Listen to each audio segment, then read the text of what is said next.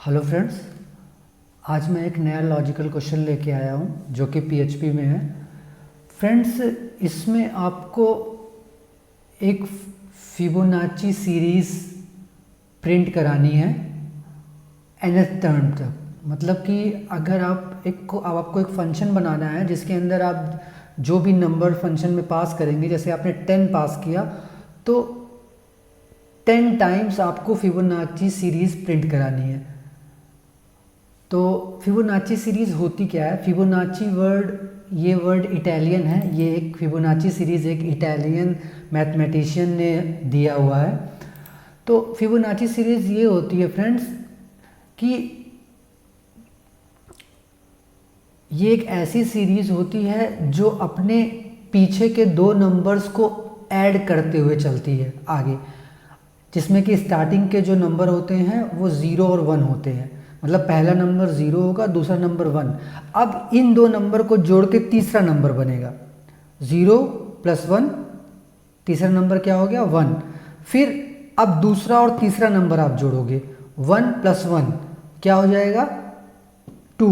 फिर अब तीसरा और चौथा नंबर जोड़ोगे, 2 और 1 मतलब 3। मतलब कहने का मतलब है आपको पीछे के दो नंबर ऐड करते हुए आगे के नंबर बनाने हैं।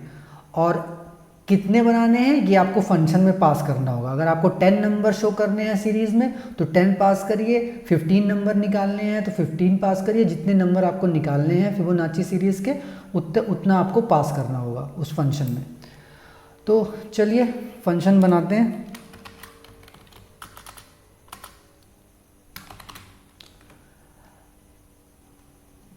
तो फंक्शन का हम नाम ले लेते हैं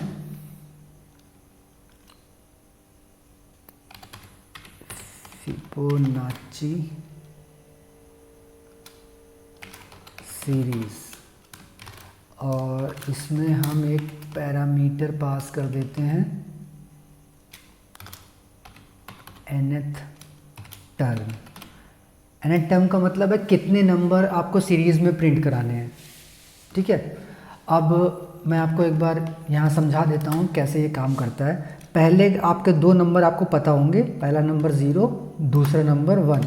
अब इन दो नंबर को ऐड करके आपको तीसरा नंबर बनाना है। तो 0 + 1 कितना हो गया? 1। अब लास्ट के दो नंबर ऐड करके आपको अगला नंबर बनाना है। 1 + 1 कितना हो गया? 2। ठीक है, अब लास्ट के फिर दो नंबर ऐड करके आपको अगला नंबर बनाना है। 1 + 2 कितना हो गया? 3। अब इन दो नंबर को ऐड करके आपको अगला नंबर बनाना है। 2 + 3 5। तो ये इस तरह से काम करता है। ठीक है, तो अब हम यहाँ पर अपना लॉजिक लिखते हैं। तो पहला और दूसरा नंबर तो आपको पता है। पहला नंबर होता है 0 और दूसरा नंबर होता है 1। तो इन दो नंबर्स को हम दो अलग अलग वेरिएबल में सेव करा लेंगे। ठीक है, अब nth टर्म तक आपको चलना है। अगर 10 पास करेंगे तो 10 नंबर्स निकालने हैं। तो आपको समझ में आ रहा होगा यहाँ पे एक लूप चलेगा जो 1 से लेके nth टर्म तक चलेगा। तो यहाँ पर हम एक फॉर लूप ले लेते हैं। फॉर लूप को स्टार्ट करते हैं 1 से और कहाँ तक रन कराएंगे? जब तक i की वैल्यू nth टर्म से छोटी या उसके बराबर होगी। ठीक है, और i में हर बार एक इंक्रीमेंट कर देंगे। अब यहाँ पर आपको क्या करना है? पहला नंबर तो आपको पता ही है, तो ये तो आपको प्रिंट करा देना है स्टार्टिंग में ही $a। ठीक है, और अगला नंबर के बीच में एक स्पेस होना चाहिए, तो एक स्पेस हम कनकैटिनेट करा देते हैं। ठीक है, अब मैंने आपको बताया था लास्ट के दो नंबर हम ऐड करते हैं। तो एक टेम्परेरी वेरिएबल बना लेते हैं जिसमें हम लास्ट के दो नंबर, मतलब पहले के दो नंबर में पता ही है, तो अभी के लिए वही हमारे लास्ट हैं दोनों, तो a + b कर लेते हैं। ठीक है, अब हमें क्या करना है कि हर बार जो नंबर होता है वो चेंज होता है। जैसे पहले 0 था, फिर 1 था, फिर दोनों प्लस हो गए, फिर 1 हुआ, फिर 1 + 1 2, फिर 2 + 1 3, फिर 3 + 2 5, फिर 5 + 3 8, फिर 8 5 13। इस तरह से ये चलता है, ठीक है। तो ये दो नंबर हमने यहाँ पे टेम्परेरी में ऐड करा दिए। अब हमको बार बार अपने लास्ट वाले नंबर को क्या करना है, अपडेट करना है अगले नंबर से। कहने का मतलब ये है कि अभी हमारा ए में 0 है और बी में 1 है। अब अगली टाइम जब लूप चलेगा तो हमारा ए में क्या वैल्यू आ जानी चाहिए, बी की वैल्यू, पिछली वैल्यू ए में आ जाएगी, और बी में क्या वैल्यू आ जाएगी, जो अभी नई वैल्यू क्रिएट हुई, जो टेम्परेरी वेरिएबल में वैल्यू सेव हुई है, नई वैल्यू क्रिएट हुई है, ठीक है। बस ये इतना सा ही फंक्शन है, इतना सा ही काम है। अब आपको क्या करना है, यहाँ पर आपको इस फंक्शन को प्रिंट करा लेना है। तो फंक्शन को कॉल करा लेंगे, क्योंकि ई को तो हमने फंक्शन के अंदर ही करा रखा है, तो सिर्फ कॉल कराने की ज़रूरत है। तो हम इस फंक्शन को कॉल करा लेंगे, ठीक है। अब आपको फिबोनाची सीरीज़ में कितने नंबर चाहिए, कितने टाइम्स फिबोनाची नंबर चाहिए सीरीज़ में, तो हमको 10 नंबर चाहिए फिबोनाची सीरीज़ में। तो स्टार्टिंग से 10 नंबर तक कौन कौन से फिबोनाची नंबर होते हैं सीरीज़ में, वो आपको ये प्रिंट करके देगा।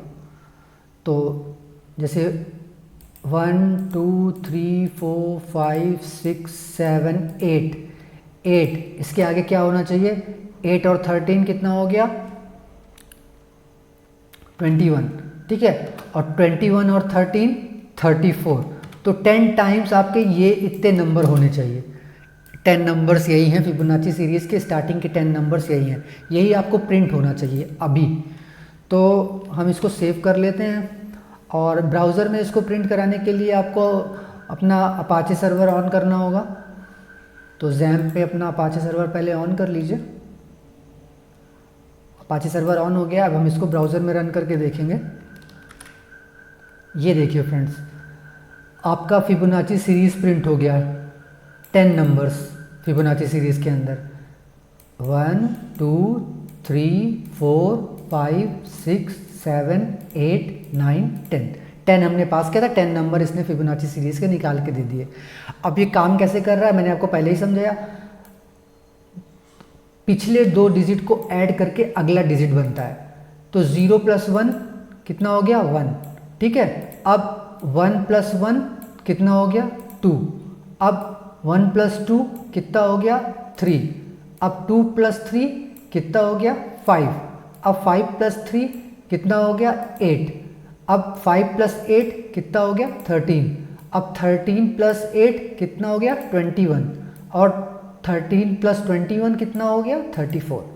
तो लास्ट के 2 डिजिट को ऐड करके ये अगला डिजिट बनाते चलता है। यही है फ्रेंड्स फिबोनाची सीरीज़।